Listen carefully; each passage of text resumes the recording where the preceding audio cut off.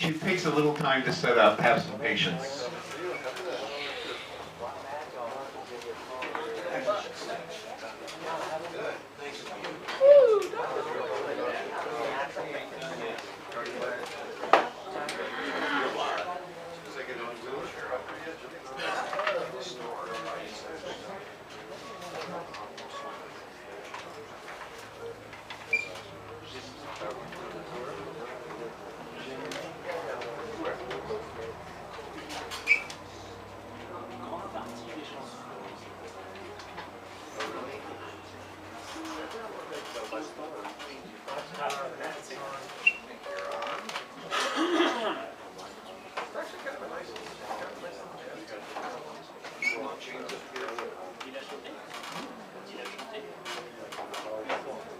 James?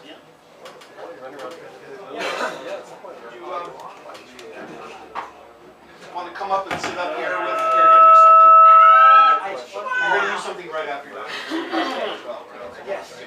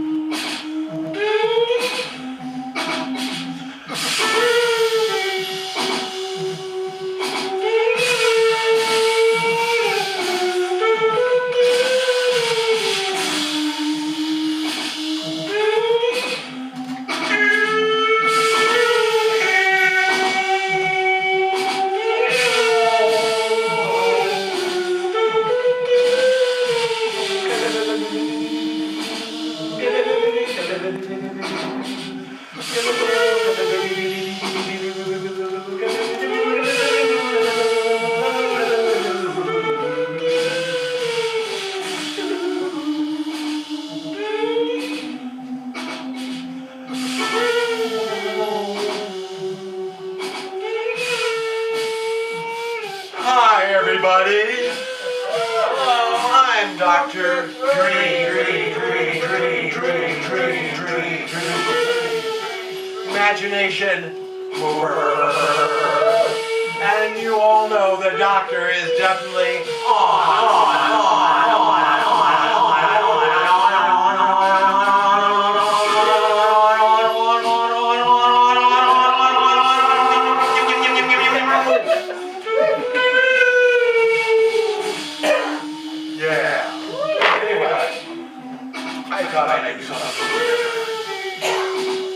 And tonight, literary night. Because finish in a little bit.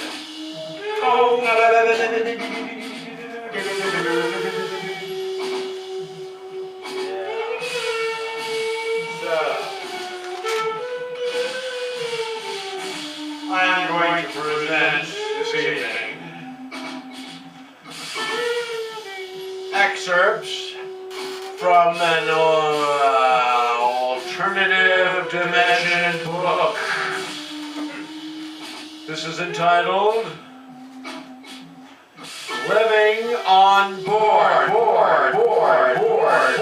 by diphtheria? No, not.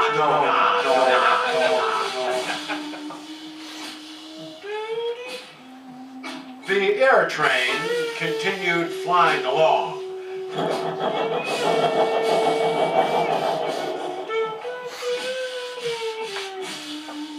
I gotta get off this train someday, said Bob Bug. Why? How long have you lived here? Asked Verpia. Oh, probably about 8.5 to 9 years, he replied, asked. How long have you? Oh, at least 5, she answered. This is one of the few times I've seen you. Which train car do you live in? He replied, to which she said, oh, I reside in car 658231. And you? Oh, I live in car number 997231, he answered. Hey, Bob Bug! How are you tonight? Yelled Branch, as he came strolling up the other end of the air train. Before Bob Bug could answer, there was suddenly an air train wreck.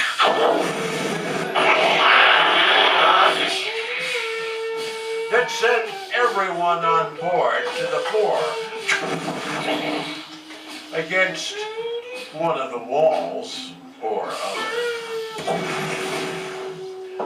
Chapter 4, page 233, paragraph 3. You know anyone who was killed? Asked Bob Bug. No, but I heard some Snootsnot people were killed in some cars near the train wreck, said Verpia. Yeah, that's what I heard, he replied. Suddenly, a group of terrorists entered the car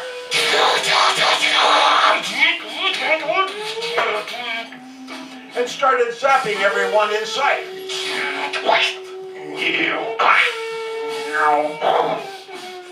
I think we should move our card game to another car, yelled Verpia over the passengers yelling, "Wah!" and screaming, "Woo!" and the sound of zap guns. Chapter 94, page 999, paragraph 3. Bob Bug drove his electrocycle into the car Verpia lived.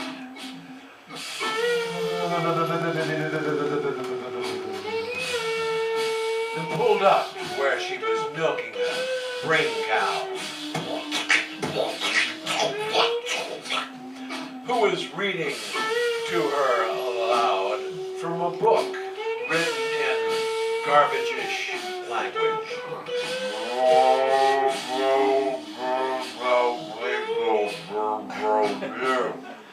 Bob Bug got off his electrocycle and said, Will you marry me, Verpia?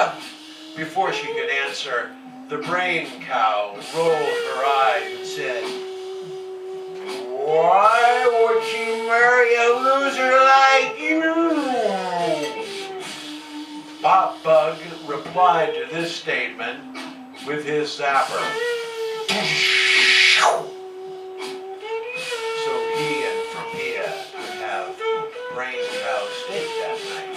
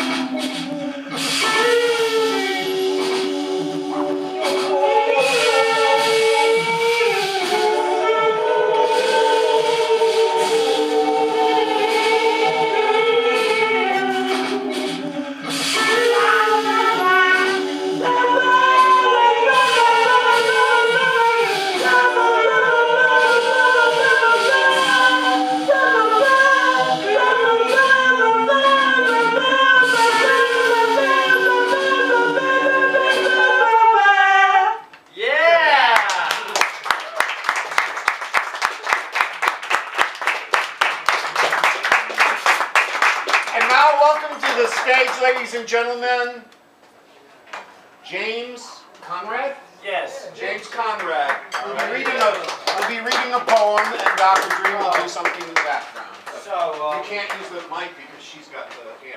oh, So there's nothing. okay, well, hi, thank you for having me at this cozy little hobbit hole. I like it here very much. I'm James Conrad. Yes. I've got 3 novels under my belt. The Ideal Man, Copperhead, which is running as a serial on latest.com. It's a work sucks novel about sticking it to the man set during a recession. And Lucky Dennis, I'm finishing up the residency. We're going to be wrapping that up on August the 18th, but I'm there at the Hotel Utah every Monday doing a chapter from that. And when I have time, okay. And now let's do hands. Oh, okay, yeah. Just making sure I'm in shot. We Like, just had a talking here. and in between, I was just making sure I, was dressing everyone. You can see me, you can hear me good. And in the meantime, also I write blogs on latest.com talking about various progressive political issues. Tonight I'm going to be doing a tribute to a writer that I, absolutely love very much, and he was a big influence on me, particularly as far as my second novel is concerned.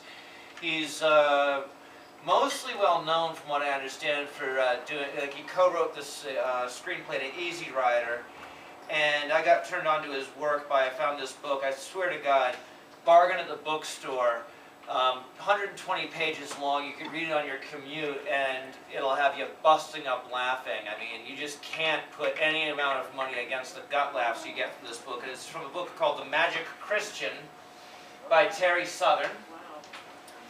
And I have one of my best friends from the Hotel Utah.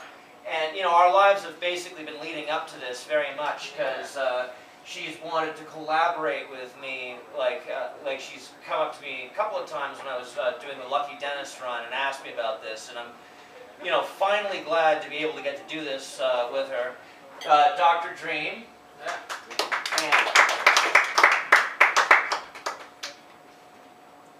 Yes, the doctor, by popular demand, is back on.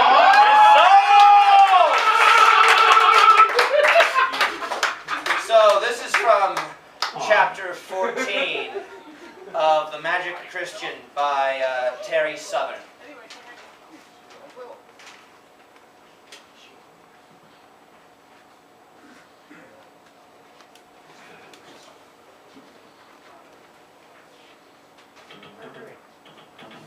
Grand gave a bit of a shock to the British white hunters along the Congo, as well as to a couple of venerable old American writers who were there on safari at the time, when he turned up in a major hunting expedition with a 75mm howitzer.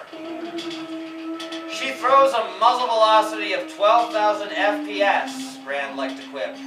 She'll stop anything on this continent. Ordinarily used by the French army as an artillery field piece, the big gun, stripped of all but its barrel, chamber, and firing mechanism, still weighed over 150 pounds. Oh, she'll stop anything that moves, Guy would say, including a surfaced whale. Grand had 3 natives carry the giant gun, while he, wearing a huge cushion device around his stomach and a pith helmet so enormous that half of his face was concealed beneath it, sauntered jauntily alongside, speaking knowledgeably to other members of the party about every aspect of firearms and big game hunting. Spot of bother in the Kenya bush the other day, he would say. The big cat took 2 of our best boys. And then he would give his monstrous weapon an affectionate pat and add knowingly, the cat changed her tune when she had a taste of the old 75. Yes, sir, this baby carries a real wallop. You can bet your life on that. About once an hour, Grand would stop and dramatically raise his hand, bringing the entire safari to a halt, while he and one of his trusty natives, heretofore known as the best guide in Central Africa, would sniff around the air, nostrils flared and quivering, eyes a bit wild. "There's cat in the bush," Guy would tersely say. And while the rest of the party looked on in pure amazement, Grand, big helmet completely obscuring his sight, would take up the huge gun and, staggering under its weight, brace against the great cushion at his stomach and blindly fire one of the mammoth shells into the bush, blasting a wide swath through the tall grass and felling trees until they were stalks of corn. The recoil of the weapon would fling Grand about 40 feet backwards through the air, where he would land in a heap, apparently unconscious. "Oh, this baby packs a man-sized recoil," Guy would say later. "The Mannlicher, of course, is nothing more than a toy." Due to the extreme noise produced by the discharge of the 75, any actual game in the area was several miles away by the time the reverberations were stilled. So that these safaris would often go from start to finish without ever firing a shot, other than the occasional big boom from Grand's 75. African hunting expeditions are serious and expensive affairs, and this kind of tomfoolery cost Grand a pretty penny. It did provide another amusing page for his memory book, though, and the old native guides seemed to enjoy it as well. Thank you. Thank you very much. So, oh, by the way, I like your shirt. I love T-Rex. Yeah, if you're ever in the bookstore, look for The Magic Christian, otherwise order it. It's one of my favorite books. But yeah, thank you. And we're going to be doing this again at the Utah on Monday night, and I also have a feature. I'm wrapping up Lucky Dennis and throwing some other stuff in. August 18th, Hotel Utah. So thank you very much. Thanks for having me here in Sacred Grounds. I love this place. We've all been great. On stage and off, to be sure. James and Dr. Dreame.